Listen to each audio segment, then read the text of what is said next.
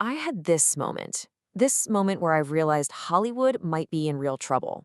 And it wasn't when I saw a trailer or a poster or some big announcement. Nope, it was when I saw a box of mac and cheese.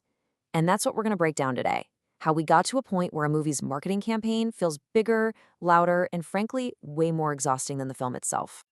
Yeah, this. A box of Wicked-themed mac and cheese that literally turns a sickly green color when you stir it. And the wildest part? I wasn't even surprised. At that point, I felt like I'd already seen Wicked on everything. Crocs, toothbrushes, little rubber duckies, even, and I'm not kidding, dishwasher tablets.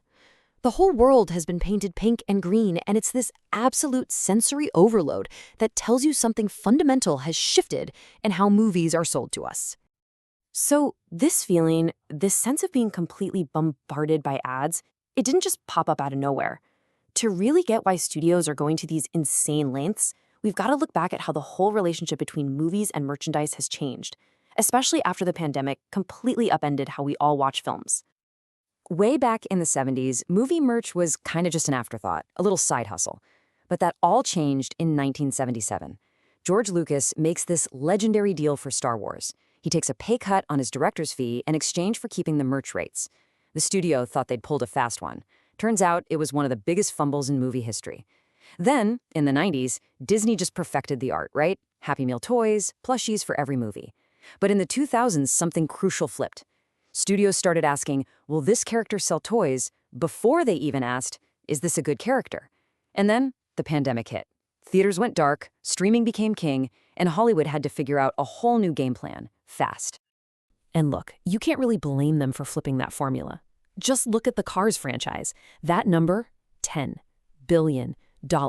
That's just for merchandise. That's a number so big it proves the whole toy-first model isn't just a good idea, it's unbelievably profitable. When you see a number like that, you start to understand why the product can become more important than the plot. So this was the billion-dollar question every studio was wrestling with after the pandemic. I mean, think about it. We were all perfectly happy on our couches. Ticket prices were going through the roof. So why would anyone bother getting dressed, going out, and spending all that money just to see a movie? Studios were just throwing money at marketing, hoping something, anything would stick. And for a while, nothing really did. Until one movie came along and didn't just stick, it painted the entire planet pink. All right, let's rewind to the summer of 2023.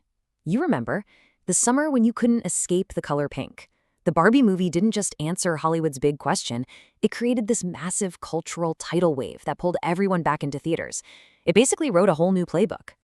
Okay, just look at the scale of this bet. It's just astounding.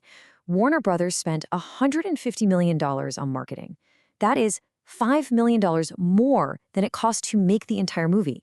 They literally spent more money telling you about the movie than they did making the movie. It's an absolutely insane figure, but, I mean, you see the payoff. Over $1.4 billion worldwide. A huge gamble that paid off in a huge way. And they made sure you saw where every single cent of that marketing budget went. There was a real-life Malibu dream house you could actually go rent. That Burger King meal with the questionable bright pink sauce. There were collabs with Crocs, Xbox, luggage, makeup. If you could slap pink on it, they did. Margot Robbie's press tour was genius, recreating iconic doll outfits. And then, of course, the lightning in a bottle moment, Barbenheimer, a totally organic, viral phenomenon that turned a simple release date into the pop culture event of the year. But this tagline, this was the real masterstroke. It was just perfect. Because it told you immediately that the movie was in on the joke. It was self-aware, it was fun, it was saying, hey, no matter what you think you know about Barbie, you're invited to this party. It was incredibly inclusive. And that right there was the secret ingredient. For all the money they spent, for all the brand deals, it never felt annoying. It felt authentic.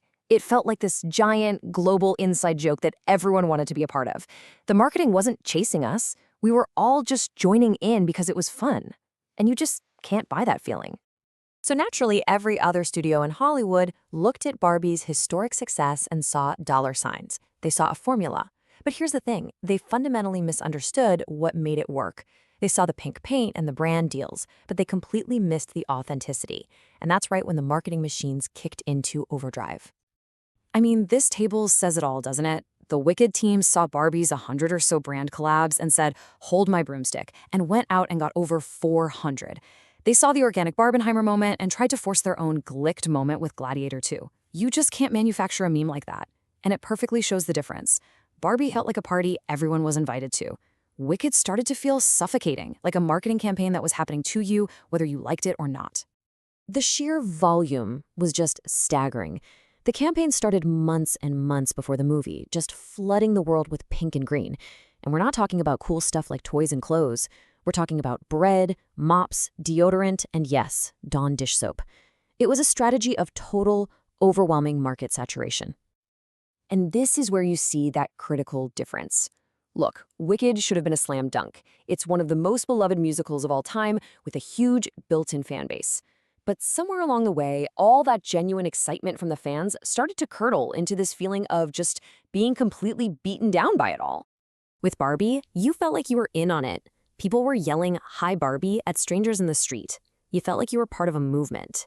With Wicked, the constant drip of clips, the soundtrack being released months early, the endless product placements, it felt less like an invitation and more like a full-on assault on your senses.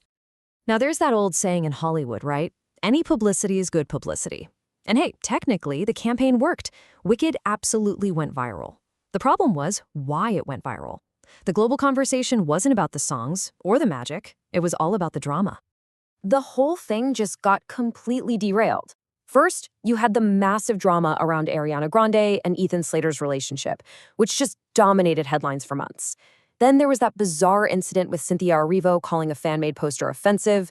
The press tour itself became a meme because the stars seemed to be crying in every single interview. It was just one fire after another. And all of this noise, all this controversy, it completely overshadowed the movie itself. People were talking, for sure, but they weren't talking about Elphaba and Glinda. They were talking about messy relationships, fan posters, and crying interviews. The drama became the real show, and the actual movie started to feel like an afterthought.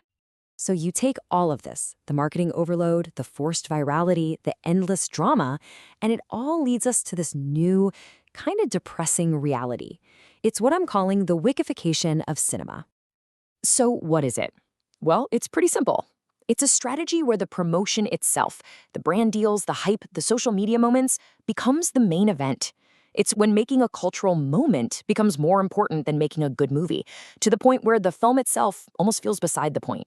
Think about how much that has shifted. It used to be, you'd see a movie, you'd fall in love with it, and then maybe you'd go buy the t-shirt. Now, the whole formula is flipped on its head. They're trying to sell you the t-shirt, the mac and cheese, and the dish soap first, hoping that it'll convince you to go see the movie. They're not selling a story anymore, they're selling products that happen to have a movie attached.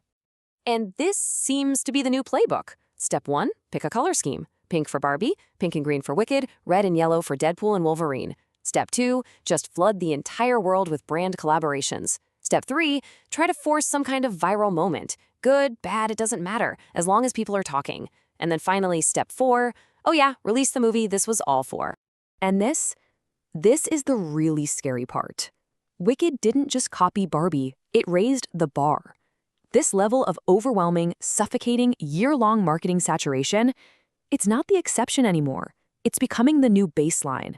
This is the minimum price of entry for a big blockbuster now, which really just leaves us with one pretty sobering question to think about.